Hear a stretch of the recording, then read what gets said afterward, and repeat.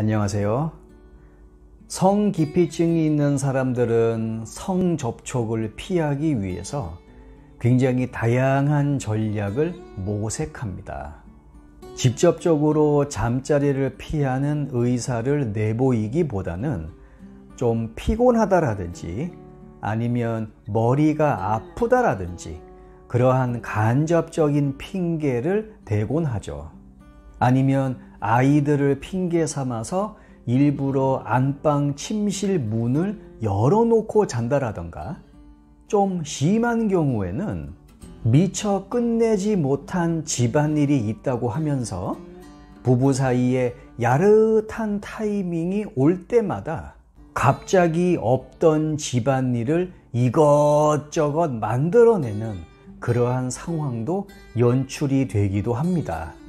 또는 일부러 화장을 하지 않고 노다지 생판 생 얼굴만 보여주는 경우도 있고, 자신의 매력을 더 감소시키기 위해서 자기 관리하고는 완전히 담을 쌓은 그러한 사람들도 있죠. 심지어 그때가 올 때마다 일부러 지저분한 옷으로 환복하는 웃지 못할 상황도 생기기도 하죠. 이런 증상이 계속해서 꾸준하게 이어지다 보면 부부간의 성생활은 즐거움이 아닌 의무 혹은 노동으로 전락해버리고 마는 것입니다.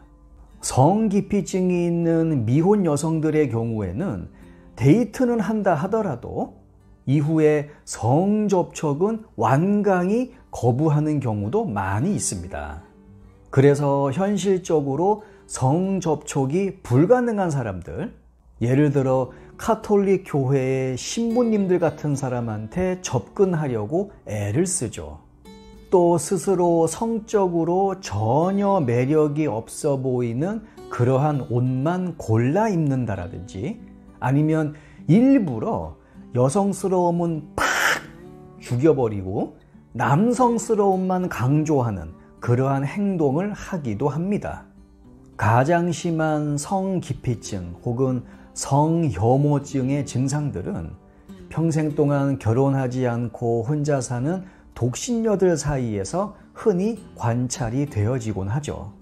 성기능 장애 중에서 가장 흔한 형태인 성욕 저하증은 그냥 수동적으로 통나무 맹키로 가만히 누워있는 것이라고 본다면, 성기피증은 보다 적극적으로 성접촉을 피하거나 혹은 완강히 거부하는 경우라고 볼 수 있죠. 이러한 성기피증이 심해지면 성적 공황장애에 이를 수 있다고 합니다. 이성이 자신의 몸에 손을 대기만 해도 소름이 끼칠 만큼 싫고 불안성 발작이 일어나는 경우도 있죠. 흔하지는 않지만 질경련의 경우도 이와 비슷하다라고 볼 수 있습니다. 해부학적으로는 아무 문제가 없지만 질의 비정상적인 경련으로 인해서 남성의 성기를 제대로 받아들이지 못한 나머지 몇 년씩 처녀로 지내는 경우도 있죠. 2차적인 성기피증은 여러 가지 성기능 장애의 결과물로서 나타나기도 합니다. 조루증이 심한 남성들의 경우 성접촉 자체를 가능하면 피하기 위해서 여성이 있는 술집은 일부러 피하기도 합니다. 어떤 경우에는 미장원에서 이발을 하고 있는 사이 여성 헤어 디자이너의 손이 자신의 민감한 신체 부위 근처에 왔을 뿐인데도 불구하고 사정을 해버리고 그로 인해서 자존심에 큰 상처를 입기도 하죠. 술을 많이 마시게 되면 조루증이 어느 정도는 좋아지기 때문에 술에 의존하는 남성들도 많이 있습니다. 그러다가 재수 없으면 그냥 그 자리에서 알코올 중독자가 되는 거죠. 발기부전의 경우도 마찬가지입니다. 온갖 이유를 갖다 대면서 성접촉을 피하려고 하죠. 대신에 일 중독자가 되거나 아니면 새로운 취미에 몰두하기도 합니다. 그렇다라고는 해도 이분들의 성적 에너지가 다 고갈되는 것은 아닙니다.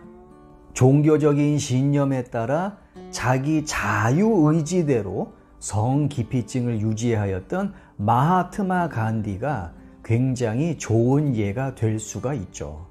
37세의 힌두교 절차에 따라서 독신으로 살 것을 맹세한 간디는 60대 후반에 성적으로 결백하게 산다라고 하는 것은 마치 칼날 위를 걷는 것과 같다라는 고백을 하게 됩니다.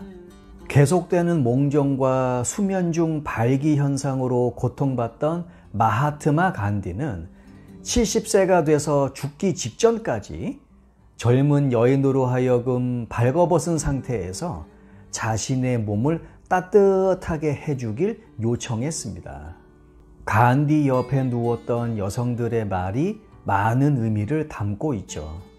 성욕을 억압하면 억압할수록 더 노골적이고 더 자극적으로 변하더라. 긴 영상 끝까지 시청해 주셔서 감사합니다. 다음 영상에서 뵙겠습니다.